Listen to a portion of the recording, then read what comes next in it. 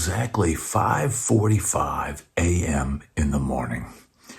And I want to let people know, man, one of the biggest comments that I get, besides the nice wig or nice dye job or some of the most idiotic comments I get is, who are you? I'm like, well, who are you? Who is anybody? I mean, look, man, there's very few household names now in the music business. I'm sure I could walk out on the street today and find some 20-year-old or 30-year-old kid and go, hey, man, yeah, Jimi Hendrix. And they go, who's that? Now, look, man, none of us really are anybody. We're just, who we are and what we do each day. And each day I get up every morning at 5 a.m. and I put in 10 to 12 hours a day, working on this channel. 10 to 12 hours a day. It's way more time than I ever spent preparing for gigs and doing gigs in Nashville. Even when I would, have an extremely busy week. I would not spend that. I would not get up at 5 in the morning. Now I'd sleep till, 8 or 9 in the morning and I'd casually get about my day. I get up every morning at 5 a.m. And look, people don't realize it's like they're sending you these comments. And first of all, I try to read every single comment. And, everybody knows the people, I've got a lot of great people on this channel. We've built an incredible community, the Breakfast Club, every morning at 8 a.m. It's an incredible thing, man, to get up, have your coffee every morning, sit down, chat with some fellow musicians, yuck it up a little bit, listen to a little bit of a story I might have or some music news or, a guitar demo or something. And just share the fellowship of getting up each morning and checking on each other and making sure everybody's all right. And that is an incredible, incredible thing. And I am so very fortunate to have so many people tuning into this channel. But you've got to understand that, people say, I was there. Who are you? Like, for instance, I got this knuckleheaded comment. This is somebody with 0 subscribers. And I get this comment, right, 10 hours ago. Pardon me, I've been watching this fact. I talked about living and playing in LA. I was there in the 80s and the paper play. And when the bands are coming up, I don't recognize this dude at all. And he does not do well on podcast. He doesn't come across well. And he's not fit for this kind of promotion. Who is he? What bogus band was he in? I've been in a bunch of bogus bands, bro. I've been in a ton of bogus bands. I've done thousands and thousands of gigs. I've got some studio experience. I've toured. I've played thousands of shows on the road. That's who I am, but I am not a household name. You're not supposed to know me over anybody. But in the work that I put in every day on this channel, whether I'm fit for it or not, whether I'm the next Beato or I'm not, or whether I'm just the next bad Brad, I get up and I put in the work. And that's something that you have not done, leaving these comments of nice wig, bro, and nice, who are you? I don't recognize you. I mean, look, man. I don't recognize you either. And, I was once one of those people who didn't want to get up and put in the work and mess with YouTube. And I'm still not a huge fan of social media. I'm not blasting up Facebook. Every now and then when I get a really good video that I know is going to do well, I'll post it on my Facebook page. Every now and then I'll post something on Instagram. Every now and then I'll post to some of my friends on Twitter. But for the most part, YouTube is it for me because I see the potential here. And frankly, it's a way to keep working later on in my career, man. I do not want to be one of those musicians that I've seen on gigs that's dying of cancer, that's up on the gig, that's coughing into a handkerchief, the last vestiges of his lung. And me as the band leader going, is this guy going to make it through the gig? Like, what is going on here? And feeling like, man, I wish this guy would take a break. But, I just, when you're a musician in Nashville and, you're a musician that, gets the call and, you're on the list. And man, I felt for that guy, very much. And I worried about him, but he wanted to be on the gig. That's what he wanted to do.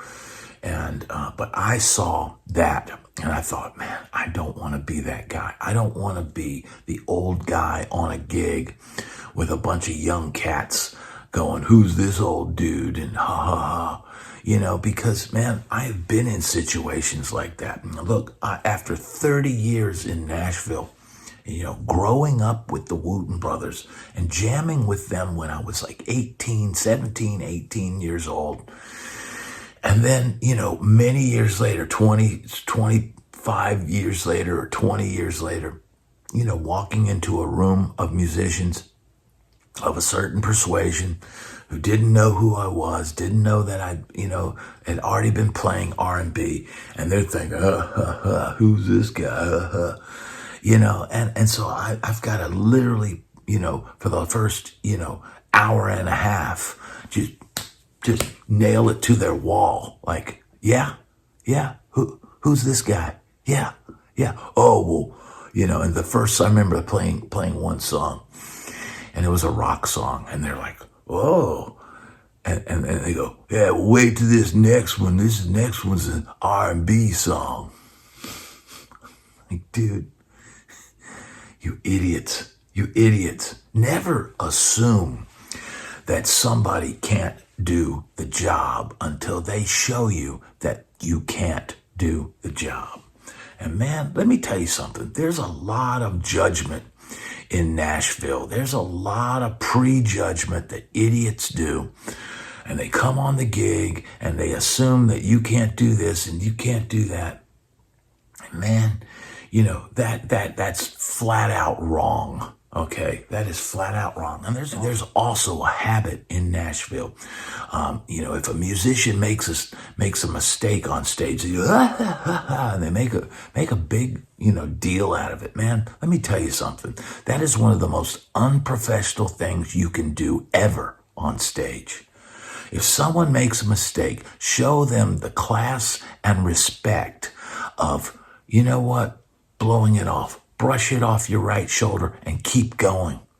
Because man, you don't know what they're going through. And maybe they've had, a very trying 24 hours and, a chord goes by and they hit a clam.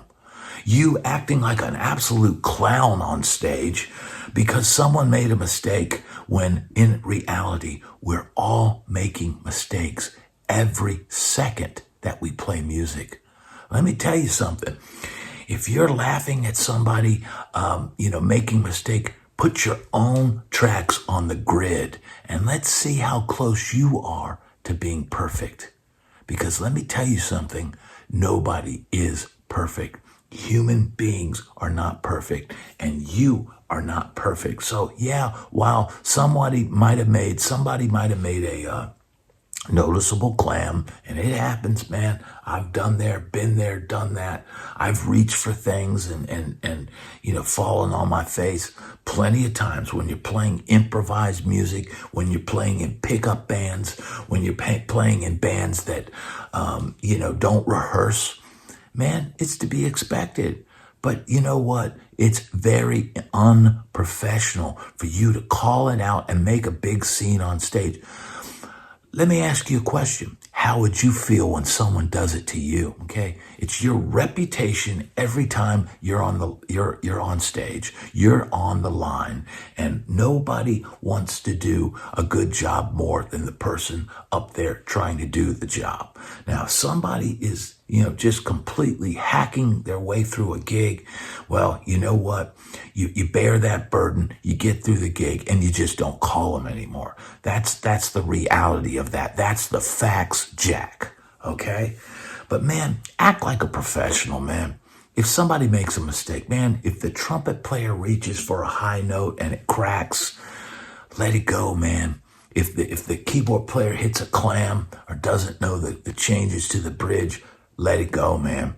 If the drummer drops the stick and his bass drum pedal croaks, let it go, man. Just get through the friggin' gig and move on, man. Be a professional, fool. Be a professional, fool. Okay? And here's the thing, man. Here's why I'm on a little bit of a rant today.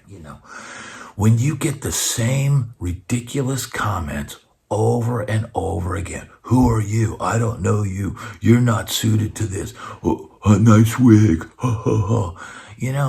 Man, look, it's one thing to read it once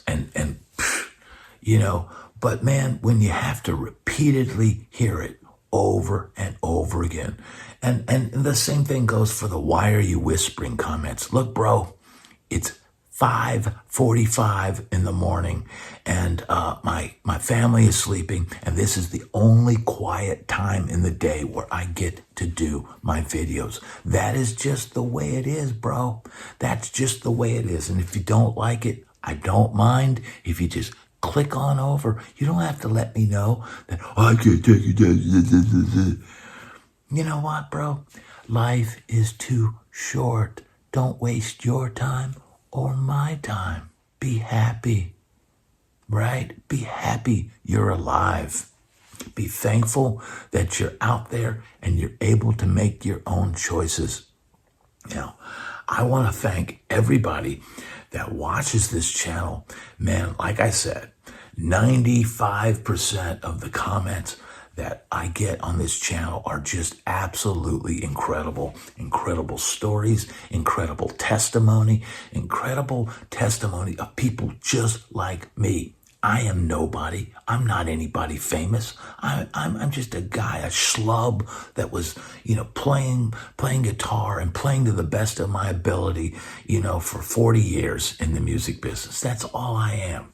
I'm just a guy. I'm a garden variety guitar player that showed up. I showed up every day. I tried to learn the songs. I tried to play the best parts. And when it came time to play a solo, I tried to, play it the absolute best of my ability, whether I was 20 years old or 30 years old or 40 years old or 50 years old. It didn't matter. I just showed up and I put in the work. And, that's why I would get called. They knew, look, hey, man, we call Bad Brad. He'll show up. He'll learn the tunes. He'll his gear will work, and it'll be, low stress, right? And look, it's very important when you get on these gigs, man, have a positive attitude. Don't focus on what's wrong with the gig. Don't focus on the green room. The food in the green room sucks.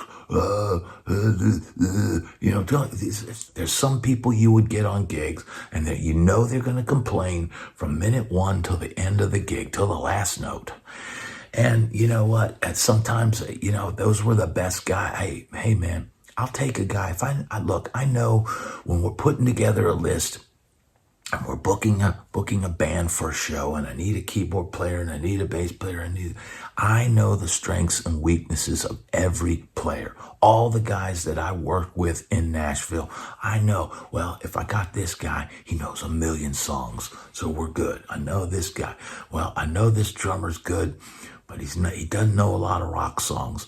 So, okay, we won't call a lot of that stuff. Or I know this keyboard player's good, but he doesn't know a lot of real book stuff. So we're not going to be able to play a ton of jazz stuff at the beginning of the night, and so, it started getting to the point where, with song lists and playing songs, that, we would keep it in a very middle of the road area, so that we knew everybody knew the songs, and we knew we could, what we would call, but man, I would know what everybody on the gig was capable of doing.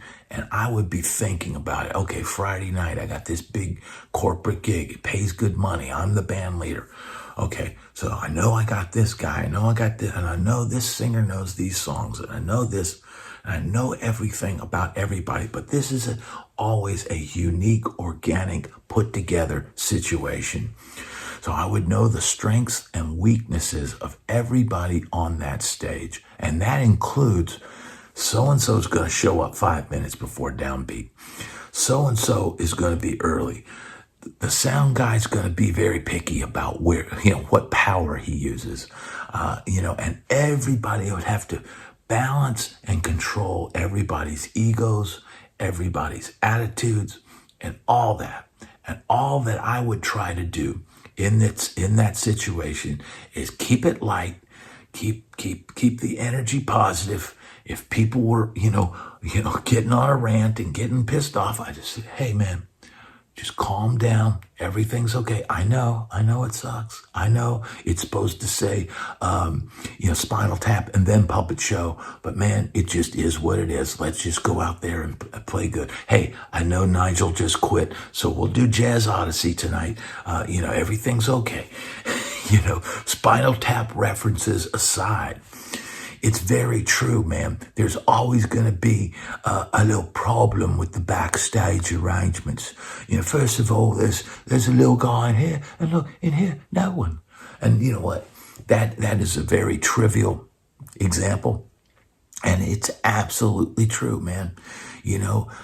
Everything is small shit, right? It's all small and you don't have to worry about every single thing and let everything, get all in your feelings and get all in emotional about everything, man. Just show up, play the gig. And that's the same thing with this channel. I get up every morning because I love doing what I'm doing. This is testimony to everybody out there. And I know to a lot of you guys that are gigging night after night, man, you're like, this guy knows what he's talking about. And you might not know who I am. Who are you? Who are you, this masked, wigged, impersonator of, who are you? I am just a guy with tons of experience and tons of knowledge that should have more and more young people out there listening to this channel. Because the reality is, man, if you don't learn these mistakes before you get out there, man, you're just going to be spinning your wheels like we all had to do back in the day. And man, I'm just trying to save you the trouble. But man, I want to thank everybody that watches these videos, even the trolls, man, because you know what? The bottom line is it all helps. So thank you so much for watching, and I'll see you on the next video.